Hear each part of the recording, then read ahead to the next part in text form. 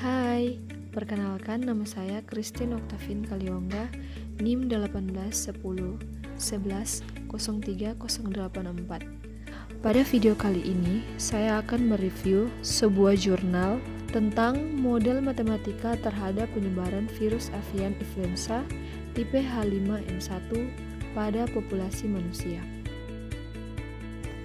Pertama-tama kita harus mengetahui apa itu virus avian influenza. Avian influenza atau sering disebut dengan flu burung adalah penyakit menular yang disebabkan oleh virus H5N1 yang telah bermutasi dengan virus influenza yang pada awalnya diketahui hanya bisa menular antar sesama unggas saja, namun kemudian virus ini menciptakan mutasi gen baru yang dapat juga menyerang manusia. Nah, untuk pola penyebaran virus avian influenza pada manusia dibuat ke dalam bentuk model matematika dengan menggunakan sistem persamaan diferensial non-linear atau PDNL. Jadi, langkah-langkah yang akan ditempuh yaitu sebagai berikut. Yang pertama, memberi asumsi berdasarkan kondisi yang ada. Yang kedua, membentuk diagram transfer. Yang ketiga, membentuk model matematika untuk menentukan solusi eksaknya. Yang keempat, membentuk solusi linearisasi dengan menggunakan matriks Jacobian. Kelima, menentukan titik ekuilibrium. Dan yang terakhir, menentukan grafik dari solusi yang menggambarkan perilaku model penularan virus H5N1 pada populasi manusia. Jadi, asumsinya seperti berikut.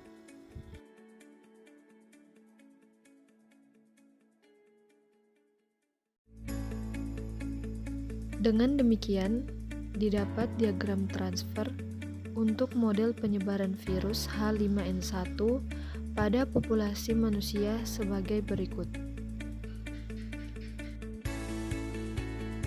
Serta berdasarkan asumsi-asumsi dan diagram transfer yang telah dibentuk, maka model matematika untuk penyebaran virus H5N1 pada populasi manusia dapat dituliskan ke dalam bentuk persamaan diferensial non-linear sebagai berikut. Selanjutnya, banyaknya individu manusia yang berada di dalam suatu populasi adalah NM sama dengan 1, sehingga dapat dibuat ke dalam bentuk model matematika yang lebih sederhana agar lebih mudah dalam menentukan solusi eksaknya. Dengan demikian, sistem persamaan 2.1 akan berubah menjadi seperti di bawah ini.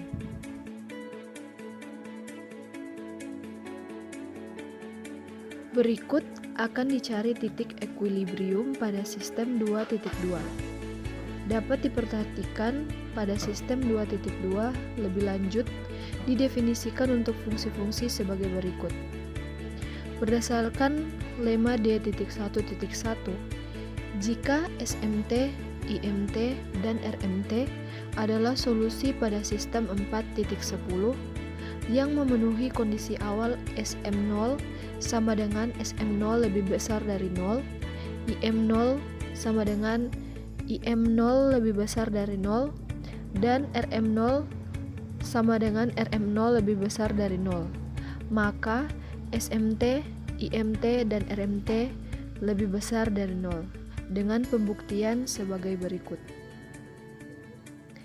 Jadi, terbukti bahwa solusi sistem 2.2 yang memenuhi kondisi awal SM0 sama dengan SM0 lebih besar dari 0, IM0 sama dengan IM0 lebih besar dari 0, dan RM0 sama dengan RM0 lebih besar dari 0 bernilai positif. Nah, dari pembahasan sebelumnya muncul teorema D.1.2 di mana pada saat T menuju tak hingga, semua solusi pada sistem 2.2 akan berada pada Pi sama dengan SM, IM, RM merupakan elemen R pangkat 3, di mana SM lebih besar sama dengan 0, IM lebih besar sama dengan 0, RM lebih besar sama dengan 0. NM lebih besar sama dengan SM tambah IM tambah RM lebih kecil sama dengan 1 untuk setiap SM, IM, RM lebih besar sama dengan 0. Dengan teorema D.1.3, di mana himpunan R pangkat 3 plus 0 sama dengan SM, IM, RM sama dengan SM lebih besar sama dengan 0, IM lebih besar sama dengan 0, RM lebih besar sama dengan 0, merupakan himpunan invarian positif terhadap sistem 2.2.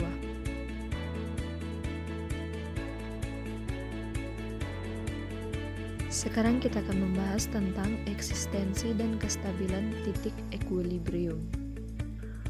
Perhatikan sistem 2.2 lebih lanjut didefinisikan untuk fungsi-fungsi sebagai berikut. Dengan lema 4.1.4 yaitu diberikan R0 sama dengan beta M kali BM per mu M tambah alpha M tambah gamma M dikali mu M. Yang pertama, jika R0 kurang dari 1, maka sistem 4.10 mempunyai dua titik equilibrium, yaitu titik equilibrium bebas infeksi dari virus H5N1 dengan N0 sama dengan X0, Y0, Z0, dan E1 sama dengan XBM kurang mu M, Y0, dan Z0. Yang kedua, jika R0 lebih besar dari 1, maka sistem 4.10 mempunyai dua titik equilibrium, yaitu titik equilibrium bebas infeksi dari virus H5N1 dengan S1 sama dengan XBM kurang XBM per mu M, Y0, Z0, dan titik equilibrium endemik yang berarti virus H5N1 masih terus ada di mana E2+ sama dengan SM, IM, RM dengan SM sama dengan mu M tambah alpha M tambah YM per BM dengan SM sama dengan mu M tambah alpha M tambah gamma M per beta M, IM sama dengan BM kali beta M dikurang mu M kali mu M tambah alpha M tambah gamma M per beta M dikali mu M tambah alpha M tambah YM tambah gamma M, dan RM sama dengan gamma M per mu M tambah delta M dikali BM kali beta M dikurang mu M dikali mu M tambah alpha M tambah mu M per beta M kali mu M tambah alpha M tambah gamma M kali mu M tambah delta M. Berikut ini akan dianalisis kestabilan titik equilibrium dari sistem 2.2 dengan berdasarkan nilai eigen matriks Jacobian untuk fungsi 4.2. Berdasarkan lema D.1.5 dapat dilihat bentuk matriks Jacobian sebagai berikut. Pada teorema berikut ini akan dibahas mengenai kestabilan titik equilibrium bebas infeksi dari virus H5N1, yaitu E0 sama dengan X0, Y0, Z0, dan E1 sama dengan XBM per mu M, Y0, Z0 dengan lema D1.6 sebagai berikut, dan lema D1.7 di mana jika R0 lebih besar dari 1, maka titik ekuilibrium endemik E12 sama dengan Sm, Im, dan Rm adalah stabil.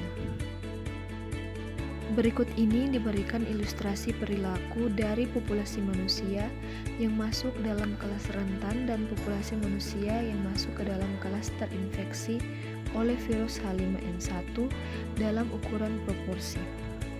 Yang pertama, perilaku populasi manusia dengan R0 kurang dari 1. Berdasarkan gambar tersebut, terlihat bahwa untuk syarat awal SU0, IU0 sama dengan 0,38 dan 3,21. Maka grafik penyelesaian SUT dan IUT menuju titik ekuilibrium bebas penyakit S1 sama dengan 5 dan 0. Yang kedua, perilaku populasi manusia dengan R0 lebih dari 1.